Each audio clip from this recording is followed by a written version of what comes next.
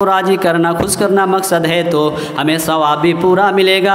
और अगर हमारी नीयत में लोगों को दिखाना है तो हमें उस आमाल की खैर मनानी चाहिए। मेरे प्यारे साथियों, जिस तरह खाने में सब कुछ ठीक हो और नमक ना हो तो वो खाना बिल्कुल बेमज़ा मालूम होता है, बेमज़ा मालूम होता है। ठीक उसी तरह बज़ाहिर इबादत कितनी ही खुशनुमा क्यों ना हो, उसमें अगर इखलास ही ना हो तो वो इबादत ही बेकार है, बेकार है।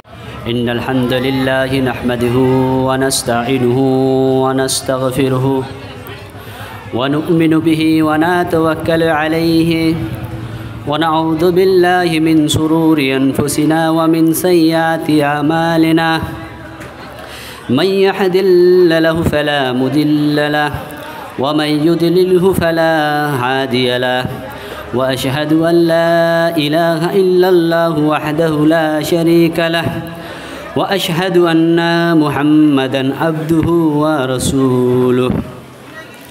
अम्मा बाद फ़इन्न खैरल हदीस किताबुल्लाह व खैरल हदी हदी मुहम्मदिन सल्लल्लाहु अलैहि वसल्लम व शर्रल उमूरि मुहदसातुहा व कुल्लु मुहदसातिन बिदअह वकुल्ला बिदातिन जलाला वकुल्ला जलालतिन फिन्नार।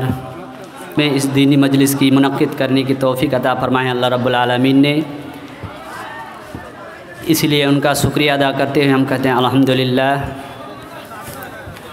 उसके बाद हमारे नबी ताजदर मदीना अहमद मुस्तफ़ा मोहम्मद मुस्तफ़ा रसूलुल्लाह सल्लल्लाहु अलैहि वसल्लम के ऊपर लाखों करोड़ों दरूद सलाम नाजिल हो। अल्लाहुम्मा सल्ली अला अल्लाहुम्मा बारिक अलैहि। मोहतरम हज़रात, मैं आज जिस मौजू पर आप लोगों के सामने चंद बात कहूँगा वो है इखलास की अहमियत। इखलास की अहमियत के बारे में मैं चंद बातें कहूँगा इन मुख्तसर सी वक्त में इंशाअल्लाह। मेरे इस्लामी भाइयों, इस्लाम में इबादत को सिर्फ़ और सिर्फ अल्लाह के लिए अंजाम देने का हुक्म दिया गया है।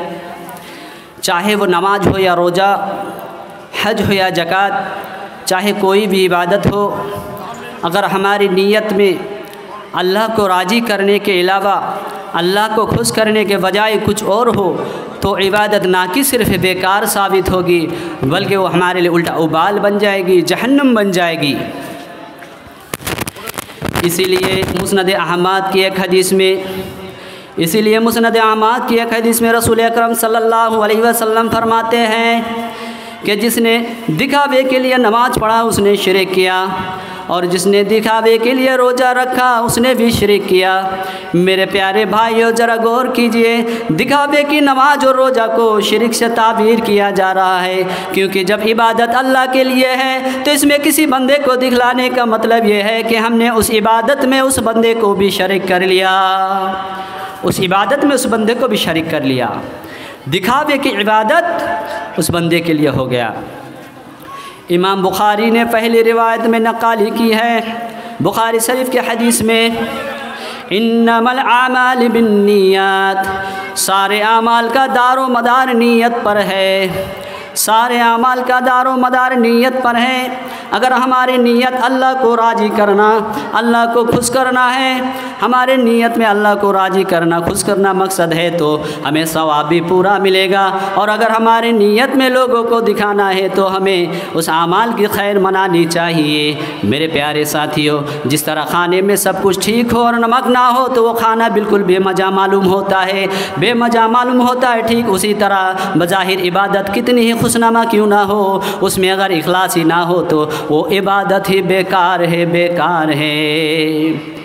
इसीलिए अल्लाह रब्बुल आलमीन सूरतुल माउन में फरमाते हैं, फ़वैलुल लिल मुसल्लीन अल्लज़ीना हुम अन सलातिहिम साहून। ऐसे नमाजियों के लिए वो इनाम का जहन्नम है जो कि बड़ा ही ख़तरनाक जहन्नम है, जो कि बड़ा ही ख़तरनाक जहन्नम है। जो एक वक्त का नमाज पढ़ता है, 2 वक्त का छोड़ देता है, 2 वक्त का पढ़ता है तो 3 वक्त का छोड़ देता है, जो कि दिखावे के लिए नमाज पढ़ता है। ऐसे मुसल्लियों के लिए वो इनाम का जहन्नम रखा है जो कि बड़ा ही ख़तरनाक है। दिखावे का नमाज अल्लाह रब्बुल आलमीन को कबूल नहीं है, वो शिरक कहलाता है। अल्लाह के नबी तो उसको शिरक करार दे दिया।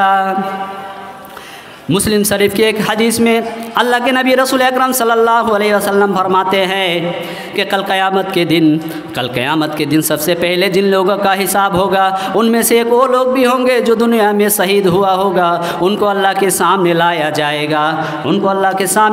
जाएगा और उसको सारी नियामत याद दिलाएगा। अल्लाह रब्बुल आलमीन उसको जितनी भी नियामत दिया होगा दुनिया में वो सारी नियामत याद दिलाएगा। वो बंदा कबूल भी करेगा और अल्लाह रब्बुल आलमीन उसको पूछेगा, बताओ तूने इतने नियामत पाकर क्या किया था? मैंने तुझे इतना नियामत दिया था, तूने क्या किया? वो बंदा कहेगा या अल्लाह मैं तो तेरी राह में लड़ता रहा, यहाँ तक के लड़ते लड़ते शहीद हो गया। बस तू राज़ी हो जाए, तू खुश हो जाए, इसलिए वो बंदा कहेगा मैं तेरे लिए, हे अल्लाह मैं तेरे लिए लड़ता रहा, तेरे राह में जिहाद करता रहा, बस तू राज़ी हो जाए, खुश हो जाए, इसलिए। अल्लाह रब्बुल आलमीन कहेगा कजबता, तू झूठ बोल रहा है, तू इसलिए ऐसा नहीं करता था कि मैं राज़ी हो जाऊँ, मैं खुश हो जाऊँ, बल्कि तो इसलिए ऐसा करता था कि दुनिया में लोग तुझे बहादुर कहे, बड़ा ही वीर कहे, इसलिए तू ऐसा करता था। फिर अल्लाह रब्बुल आलमीन उस बंदे के बारे में फरिश्तों से हुक्म करेगा, ए मेरे फरिश्तों जाओ इसे ले जाकर जहन्नम में डाल दो। फिर फरिश्ता उसको मुँह के बल घसीटता हुआ ले जाकर जहन्नम में डाल दिया जाएगा। शहीद को जहन्नम में डाला जा रहा है, क्यों? क्योंकि उसकी नीयत में इखलास नहीं थी, इसलिए उसको जहन्नम में जाना पड़ रहा है। फिर दूसरा शख्स को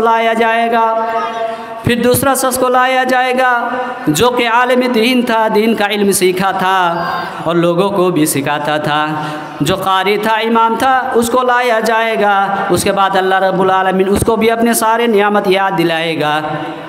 अल्लाह रब्बुल आलमीन उसको सारे नियामत याद दिलाने के बाद पूछेगा, बताओ मेरे बंदे तुझ इतनी नियामत पाकर क्या किया? तुझे इतना नियामत दिया तो तू क्या किया? वो बंदा कहेगा या अल्लाह मैं तो दीन का इल्म सीखा था, लोगों को भी सिखाता था और मैं क़िराअत भी करता था, तिलावत भी करता था, या अल्लाह बस तू राज़ी हो जाए, खुश हो जाए, इसलिए।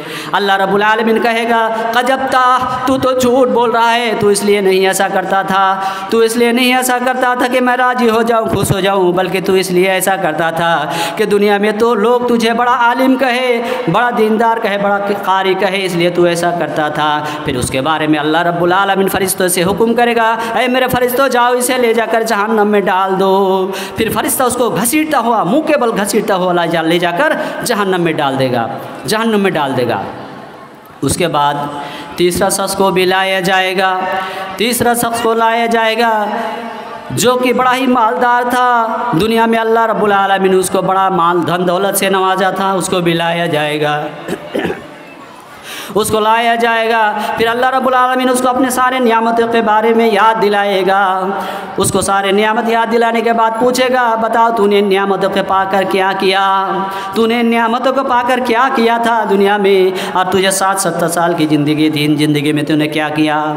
वो बंदा कहेगा, हे अल्लाह तूने मुझे इतना दौलत दिया था, धन दिया था, मैं तो तेरी राह में खर्च करता रहा, मैंने हर वही जगह खर्च किया जहाँ खर्च करना तेरी राह में महबूब है, मैंने हर वही जगह खर्च किया, मदरसों में दिया, मस्जिदों में चंदा दिया और गरीबों को दिया, यतीमों को दिया, हर जगह दिया, बस तू खुश हो जाए, तू राज़ी हो जाए, इसलिए मैं ऐसा करता था। फिर अल्लाह रब्बुल आलमीन कहेगा कजबता, तू तो झूठ बोल रहा है, तू इसलिए नहीं ऐसा करता था कि मैं राज़ी हो जाऊँ, मैं खुश हो जाऊँ, बल्कि तू इसलिए ऐसा करता था कि लोग तुझे दुनिया में बड़ा ही सखी कहे, बड़ा ही दानी कहे, इसलिए तू ऐसा करता था। उसके बाद अल्लाह रब्बुल आलमीन फरिश्तों से हुक्म करेगा, जाओ इसे ले जाकर जहन्नम में डाल दो। फिर फरिश्ते उसको मुँह के बल घसीटता हुआ ले जाकर जहन्नम में डाल देगा। उसको मुँह के बल घसीटता हुआ ले जाएगा और ले जाकर जहन्नम में डाल देगा उसको।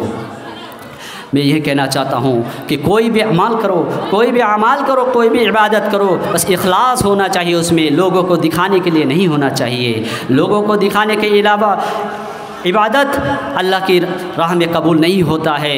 अल्लाह रब्बुल आलमीन उसको कबूल नहीं करता है। क्यों? रसूल अकरम सल्लल्लाहु अलैहि वसल्लम उसको शिरक तक करार दे दिया कि यह शिरक है, वो बेकार है, हमारे लिए जहन्नम बन जाएगी। वही इबादत हमारे लिए एक दिन जहन्नम बन जाएगी। मैं यहीं से अपना तकरीर ख़त्म करता हूँ। व आखिर दुआना अनिल हम्दुलिल्लाहि रब्बिल आलमीन। आमीन।